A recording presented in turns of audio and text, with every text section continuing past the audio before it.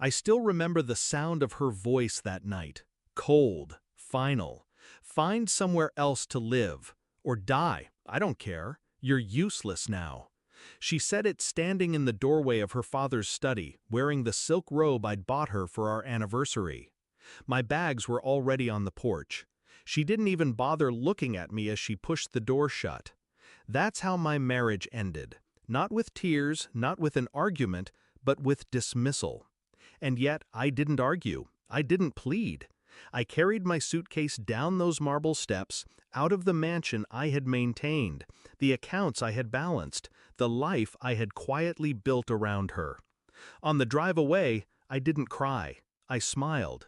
Because I knew something she didn't. When we met, she was the wild, spoiled daughter of a real estate tycoon. Money was oxygen to her.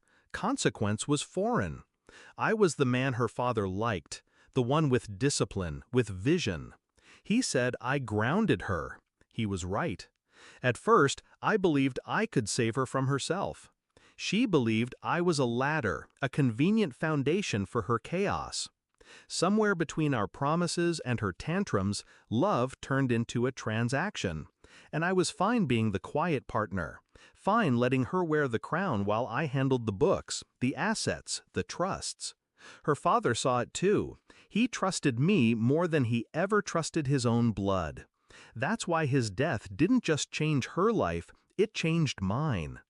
The night she kicked me out, I didn't fight because I already knew the terms of the will. I had helped draft it.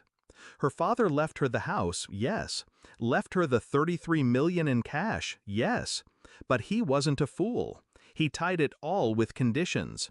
And he left the execution of those conditions to me, his son-in-law, the man he trusted, the executor of his estate. Which meant nothing she inherited was truly hers without my signature. The next morning, while she drank champagne with her friends and toasted her freedom, I was in the lawyer's office. The old man chuckled when I slid the documents across the desk. "She hasn't read a word of this, has she?"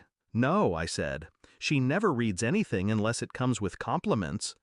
The lawyer smirked. "Then this is gonna be fun." Days later, she called me. Her voice was less sharp this time. "Have you reflected?" she asked, as if my exile was some punishment, a test. I told her I'd meet her at the lawyer's office. I wanted her to hear it in the right setting with the right witnesses. When she arrived, she was dressed in designer black, feigning grief she didn't feel. Her sister clung to her side, eyes glittering with triumph. They thought I was coming to beg. Instead, I placed the will on the table.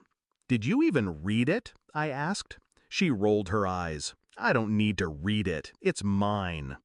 The lawyer cleared his throat, almost theatrically. "Actually, not quite," he read aloud.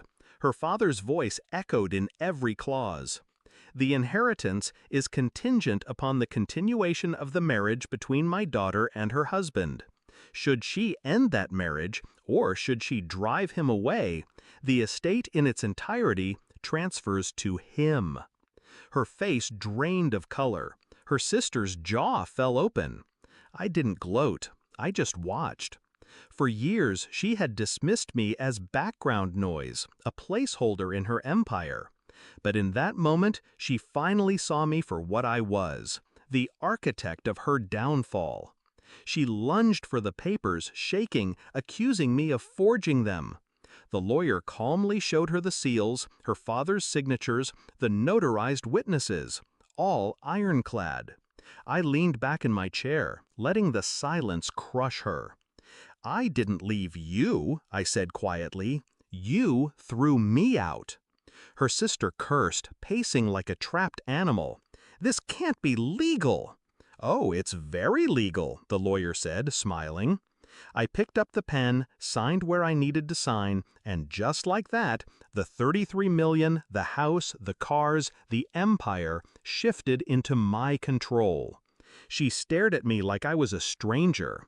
"You can't do this," her voice cracked. "I didn't do this," I said. "You did." When I walked out of that office, the roles had reversed. I wasn't the man being thrown out anymore. She was the one left behind, clinging to air, realizing her fortune was gone before she even touched it.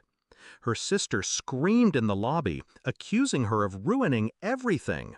I didn't turn back. I didn't need to. That night, I returned to the mansion. My mansion now.